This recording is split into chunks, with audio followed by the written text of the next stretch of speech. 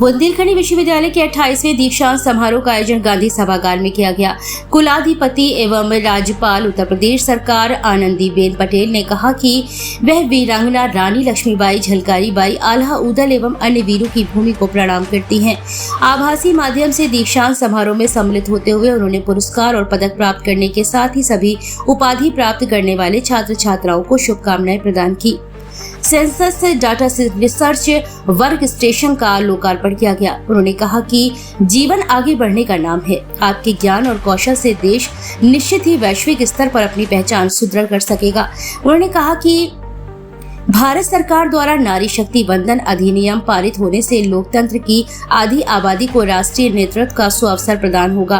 प्रधानमंत्री नरेंद्र मोदी के नेतृत्व में महिलाओं की सुरक्षा में वृद्धि के साथ साथ उनके जीवन में समृद्धि का नया स्वर्ण काल प्रारंभ हुआ है। उन्होंने चंद्रयान की सफलता के लिए वैज्ञानिकों के परिश्रम एवं लक्ष्य के प्रति एकाग्रता का जिक्र करते हुए कहा कि छात्र भी इस मार्ग पर चलते हुए राष्ट्र गौरव में सहभागी बन सकते हैं।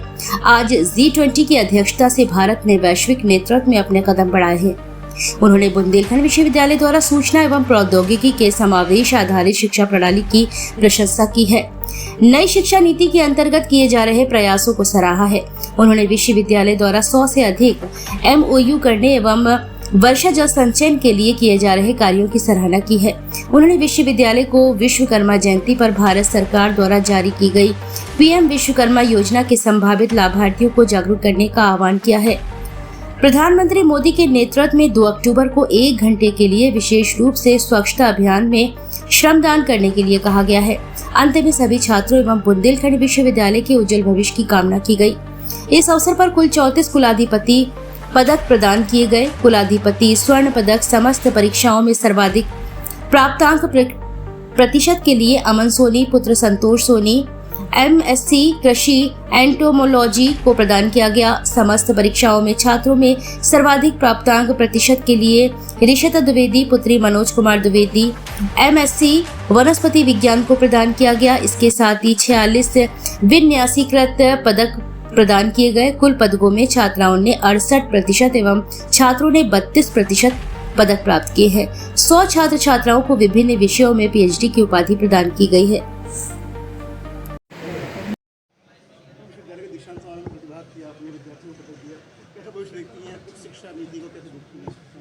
देखिए, आज का दिन छात्र छात्राओं के लिए बहुत ही उत्साह का दिन होता है। हम सब लोग जब पढ़ते थे तब भी देखते थे कि कब कॉन्वोकेशन होगी और बच्चों में वही उत्साह देखने को मिलता है।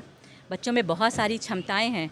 आज से वो जब डिग्री लेकर के निकलते हैं, उपाधि लेकर के निकलते हैं, तो उनको ये बताना भी ज़रूरी होता है कि आपका क्या उद्देश्य है इसको शिक्षा लेकर के। तो गुरुजन उनको शिक्षित करने के बाद में उपदेश देने के लिए, उनको बताने के लिए ये कार्यक्रम ऑर्गेनाइज़ करते हैं। और इसमें आकर के मुझे बहुत प्रसन्नता हुई।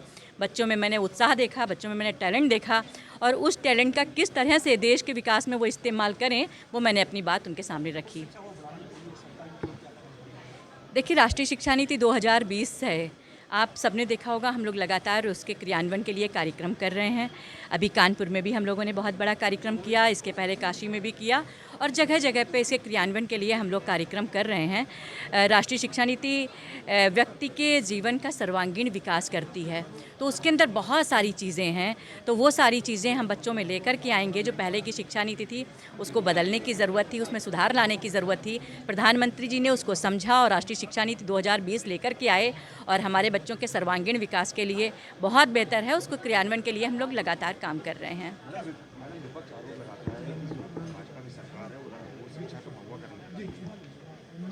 देखिए, विपक्ष आरोप नहीं लगा रहा है।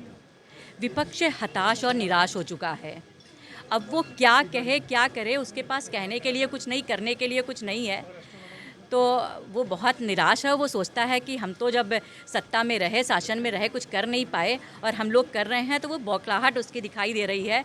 और हम लोगों ने तो पूरे देश में अच्छी शिक्षा व्यवस्था देने का काम किया, अच्छी स्वास्थ्य सुविधाएं देने का काम किया, विकास करने का काम किया। विपक्ष हताश और निराश है।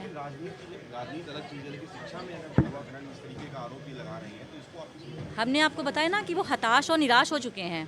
हम लोगों ने शिक्षा व्यवस्था को सुदृढ़ करने का काम किया, शिक्षा व्यवस्था में को हम लोगों ने मजबूत करने का काम किया, हम लोगों ने नकल विहीन परीक्षा करवाने का काम किया। उन लोगों ने आपने देखा था कि दखल देकर के कहते थे कि चुनाव हम निकाल लेंगे, इसलिए वो लेकर के आए थे। लेकिन हम लोग ऐसी नीतियाँ नहीं लेकर के आते हैं, हम लोग ऐसी योजनाएं लेकर के नहीं आते हैं। देश हमारे लिए सर्वोपरि है, बच्चों का भविष्य हमारे लिए सर्वोपरि है। हम लोग इस तरह की राजनीति नहीं करते। विश्वविद्यालय के प्रांगण में, कई विश्वविद्यालय में एक ही संस्था, एक ही संगठन के अपने लोगों के कार्यक्रम होते हैं, बाकी कार्यक्रम नहीं होते हैं, उन्हें बढ़ावा दिया जाता है। इसको जोड़ रहे हैं उन चीज़ों से कि बढ़ावाकरण हो रहा है, प्रोत्साहन दिया जा रहा है कार्यक्रमों को, तो किसी एक संस्था, एक संगठन में जोड़ेंगे। हम नहीं समझ सकते कि वो क्या कह रहे हैं। हमने आपको बताया कि वो हताश हैं, उनको हजम नहीं हो पा रहा है। उन्होंने देश की सेवा नहीं की, देश के विकास कार्य नहीं कर पाए। अब हम लोग बच्चों को आगे बढ़ाने का काम कर रहे हैं, बच्चों को स्वस्थ करने के लिए योजनाएं बना रहे हैं, बच्चों को शिक्षित करने के लिए योजनाएं बना रहे हैं, देश को विकसित करने के लिए हम लोग काम कर रहे हैं, देश को विश्वगुरु बनाने के लिए काम कर रहे हैं। तो विपक्ष बौखलाया हुआ है, निराश है पूरी तरीके से। उसकी बात हम नहीं करना चाहते। शिक्षा राज्य मंत्री पूर्व मुख्यमंत्री अखिलेश यादव भी शिक्षा मंत्री रहे हैं पहले, क्या मानती, क्या कुछ काम किया उन्होंने शिक्षा के लिए, क्या कुछ नहीं किया?